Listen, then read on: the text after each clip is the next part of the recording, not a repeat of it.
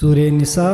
آیت 101 سے 120 کا اردو ترجمہ۔ بسم اللہ الرحمن الرحیم۔ اور جب تم زمین میں سفر کے لیے نکلو تو اگر تمہیں کافروں کے حملے کا خوف ہو تو تمہارے لیے نماز قصر پڑھنے میں کوئی مذائقہ نہیں، یہ کافر لوگ یقیناً تمہارے صریح دشمن ہیں۔ اور اے رسول، جب آپ خود ان کے درمیان موجود ہوں اور آپ خود ان کے لیے نماز قائم کریں تو ان میں سے ایک گروہ آپ کے ساتھ مسلح ہو کر نماز پڑھے، پھر جب وہ سجدہ کر چکے تو ان کو تمہارے پیچھے ہونا چاہیے، اور دوسرا گروہ جس نے نماز نہیں پڑھی ان کی جگہ آئے اور آپ کے ساتھ نماز پڑھے اور اپنے بچاؤ کا سامان اور اسلحہ لیے رہیں، کیونکہ کفار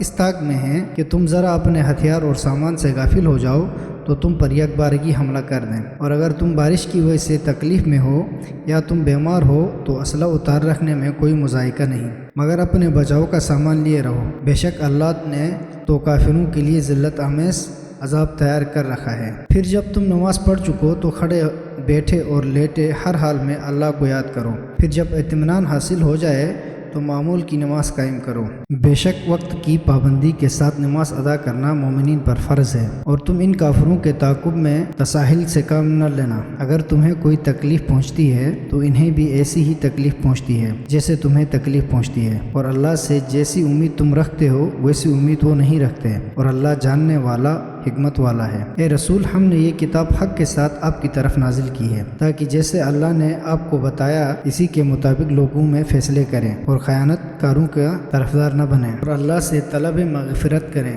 یقیناً اللہ بڑا درگزر کرنے والا رحم کرنے والا ہے۔ اور جو لوگ اپنی ذات سے خیانت کرتے ہیں آپ ان کی طرف سے ان کا دفاع نہ کریں، بے شک اللہ خیانت کار اور گناہ گاروں کو پسند نہیں کرتا۔ یہ لوگ اپنی حرکتوں کو لوگوں سے تو چھپا سکتے ہیں لیکن اللہ سے نہیں چھپا سکتے، اور اللہ تو اس وقت بھی ان کے ساتھ ہوتا ہے جب یہ لوگ اللہ کی ناپسندیدہ باتوں میں رات کو تدبیریں سوچتے ہیں، اور اللہ ان کی تمام حرکات پر احاطہ رکھتا ہے۔ دیکھو، تم نے دنیاوی زندگی میں تو ان کا دفاع کیا، مگر بروز قیامت اللہ سے ان کا دفاع کون کرے گا یا ان کا وکیل کون ہوگا؟ جو برائی کا ارتکاب کرے یا اپنے نفس پر ظلم کرے پھر اللہ سے مغفرت طلب کرے تو وہ اللہ کو درگزر کرنے والا رحم کرنے والا پائے گا، اور جو برائی کا ارتکاب کرتا ہے وہ اپنے لیے وبال کسب کرتا ہے، اور اللہ تو بڑا علم والا حکمت والا ہے۔ اور جس نے خطا یا گناہ کر کے اسے کسی بے گناہ کے سر تھوپ دیا تو یقیناً اس نے ایک بڑے بہتان اور صریح گناہ کا بوجھ اٹھایا۔ اور اے رسول، اگر اللہ کا فضل اور اس کی رحمت